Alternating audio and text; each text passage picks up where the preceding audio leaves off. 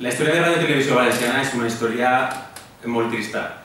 1.300 milions d'euros de deute, factures sense pagar des de molts anys, una audiència del 4 o el 5% aproximadament, un prestigi social per terra, escàndols econòmics com la visita del papa, escàndols informatius com l'ocultació de l'accident del metro de València que va costar la vida a 43 persones, avui és dia 3, escàndols sexuals. Eixa era la situació de Ràdio Televisió Valenciana després de 15 anys de gestió del Partit Popular. Evidentment calia canviar moltes coses, és una evidència.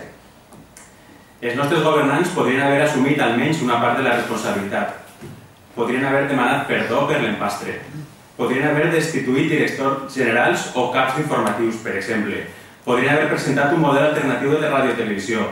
Podrien haver demanat ajuda, però no. Trobaren un camí prou més senzill. Els treballadors eren els culpables i la solució era despatxar-los. Durant aquells dies, estem parlant dels anys 2011-2012, la Generalitat i el Partit Popular defensaven la seva gestió en RTBB i intoxicaven l'opinió pública. Una de les mentides més repetides en aquella època era que, encara continua sonant, que a Canal 9 treballaven 1.700 persones, més que a Antena 3, Telecinco i la Sexta juntes. És mentida. En el llibre expliquem les dades, donem les xifres concretes i es pot comprovar que és absolutament fals. L'objectiu d'aquesta campanya era culpabilitzar els treballadors de Ràdio Televisió Valenciana i fer més fàcil un acomiadament col·lectiu, i així va ser. Després de molts mesos de rumors i informacions manipulades, el 16 de juliol de 2012, la direcció de Ràdio Televisió Valenciana va comunicar oficialment que faria un expedient de regulació de l'ocupació que afectaria aproximadament, en principi, unes 1.200 persones. Llavors va començar el període de negociacions, el suposat període de negociacions. Dic suposat perquè, com ja sabeu, a més acaba de recordar-ho Vicent, el Tribunal Superior de Justícia ha declarat nul l'ERO.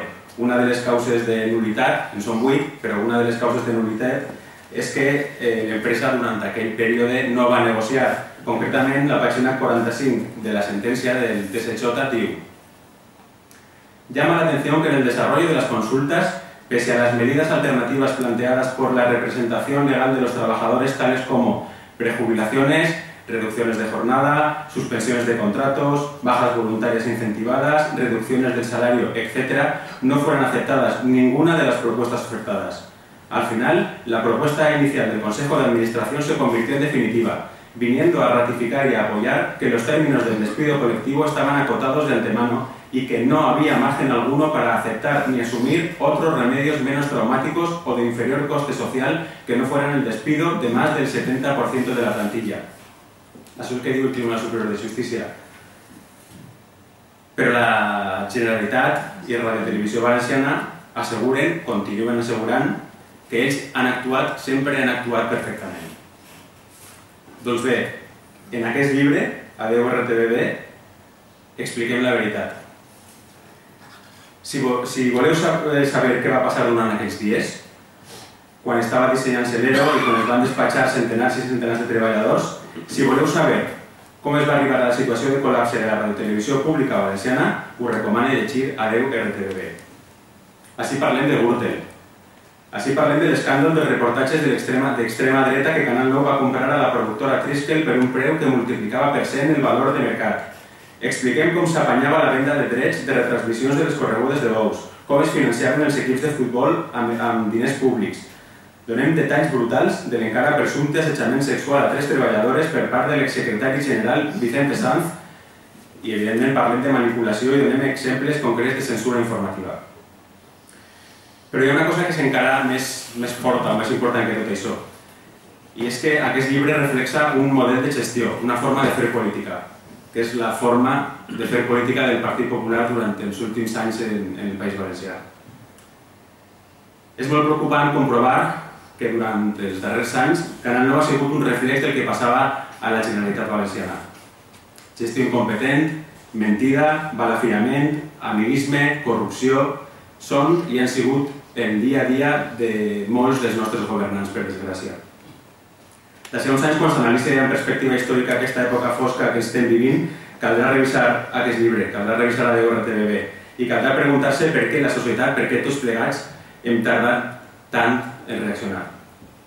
M'agradaria demanar-vos que llegiu el llibre, que reflexioneu, que compartiu les coses que s'expliquen, que debatiu, ho farem ara després també nosaltres, perquè pense sincerament que això és la democràcia, és informar-se primer, és reflexionar, és debatre i és actuar. Però primer de tot és informar-se. I sense uns mitjans de comunicació que difonguen i que ens donen una informació veraç, amb certa independència, evidentment amb pluralitat, lliures sense corrupció, lliures de corrupció, és impossible tindre una informació com a mínim mitjanament acceptable. Per això és tan important recuperar la televisió valenciana. Una RTBB decent, plural, que és tot el contrari del que hem tingut fins ara. És el nostre dret com a ciutadans i també com a poble. Per això us animo a tots a llegir el llibre, a compartir el que s'explica i sobretot a lluitar per tractar de recuperar un mitjà de comunicació públic en valencià decent, honest, sense corrupció i que faci el servei públic que sempre hauria d'haver fet. Gràcies. Ara escoltarem Abel Campos, que és membre de l'equip de